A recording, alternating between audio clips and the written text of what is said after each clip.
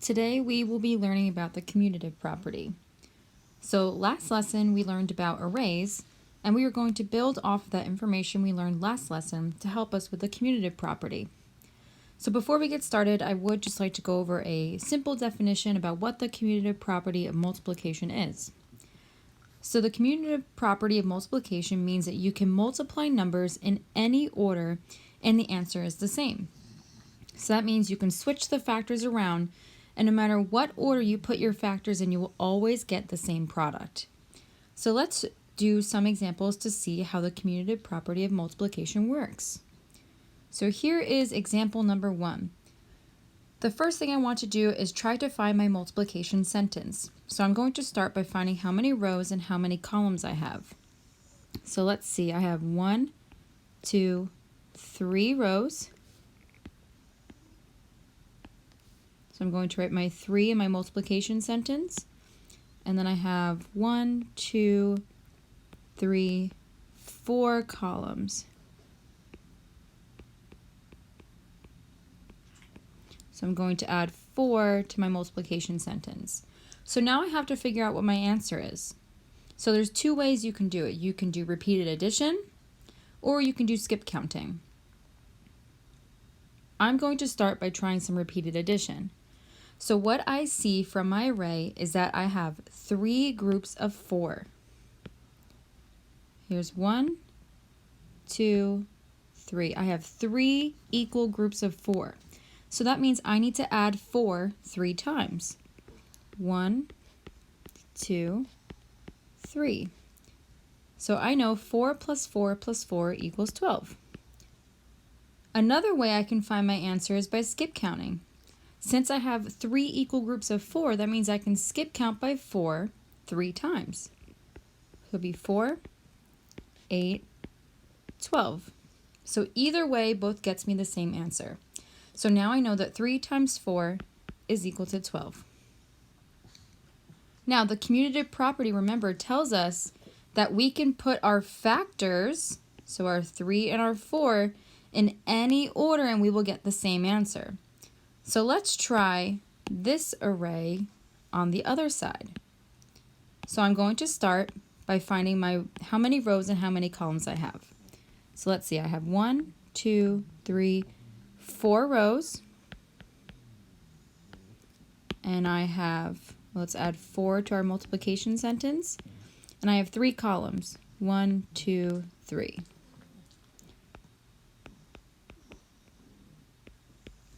I'm going to add 3 to my multiplication sentence.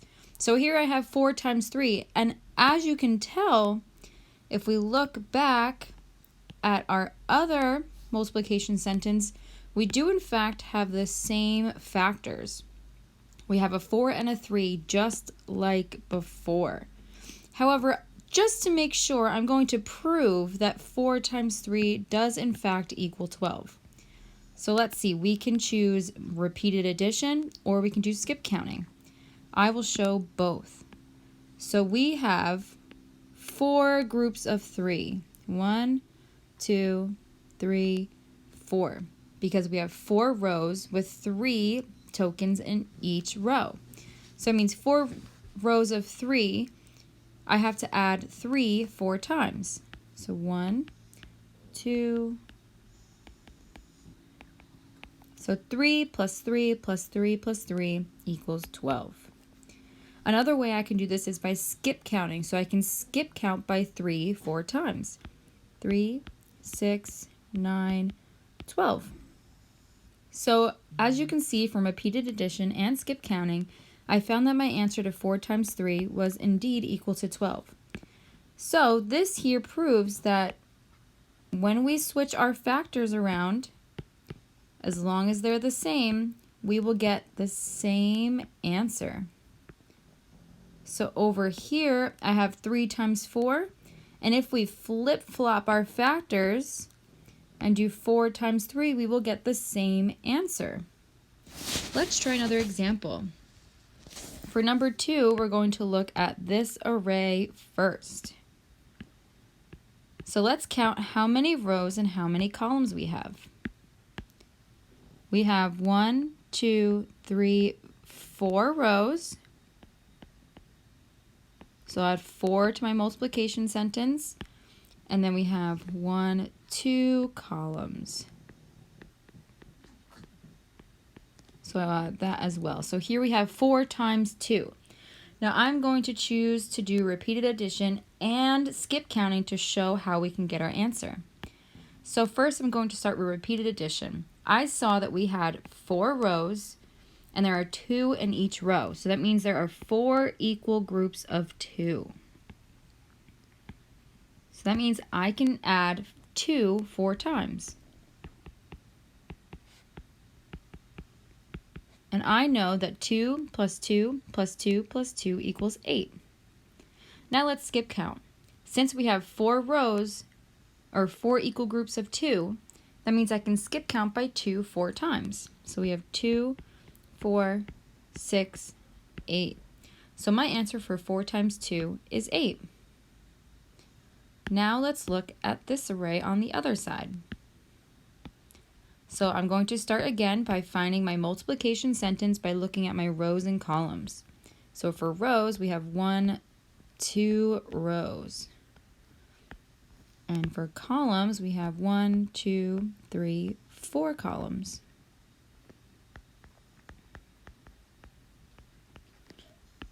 So here, as you can see, we have 2 times 4. And if you look back at our previous one, we had 4 times 2. So what do you notice about this equation now?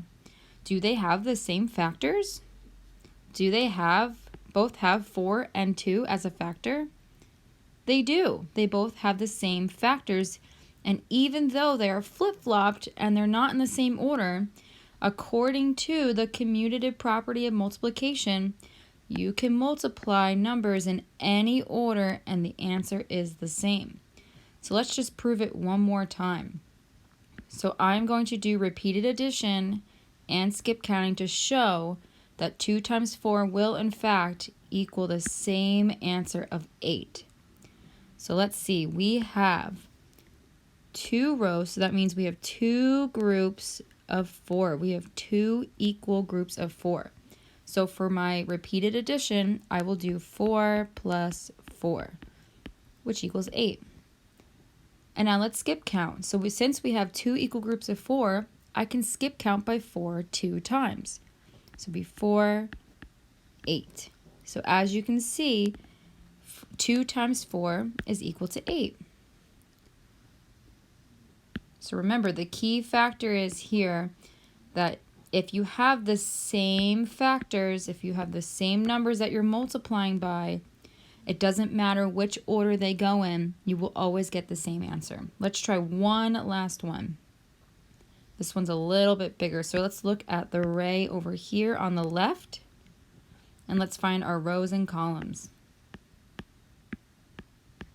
So we have 1, 2, 3, 4, 5, 6 rows.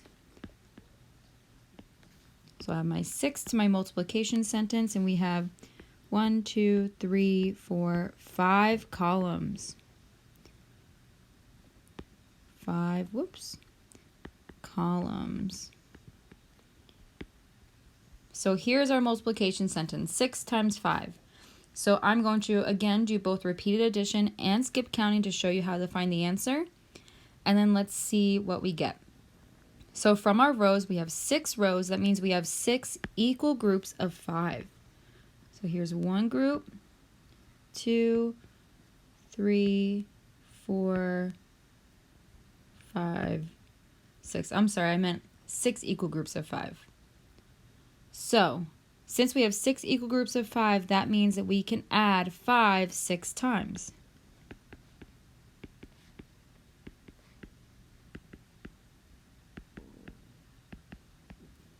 So 5 plus 5 plus 5 plus 5 plus 5 plus 5 gives us 30.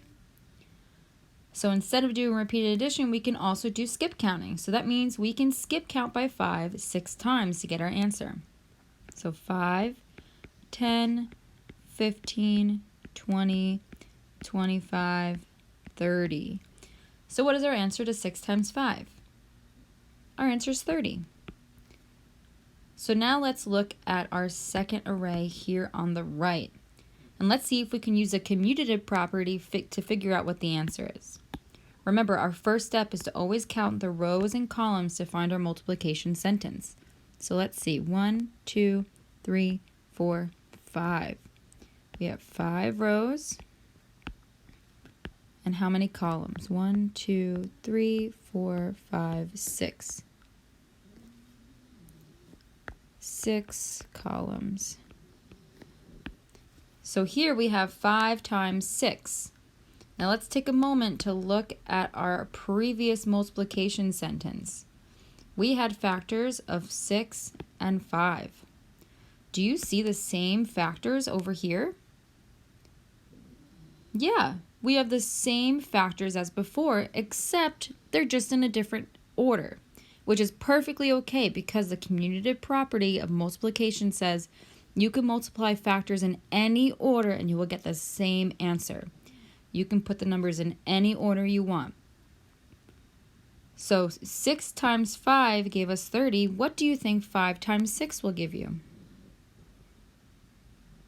30. Let's just prove that our answer is correct. So I'm going to do repeated addition and skip counting to see if our answer is correct. So let's start with finding how many groups we have. So we have 5 groups of 6, 5 equal groups of 6.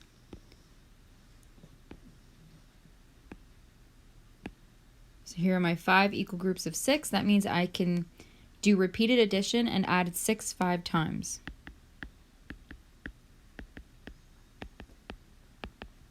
So 6 plus 6 plus 6 plus 6 plus 6 equals 30. And now let's skip count by 6s until 5 times.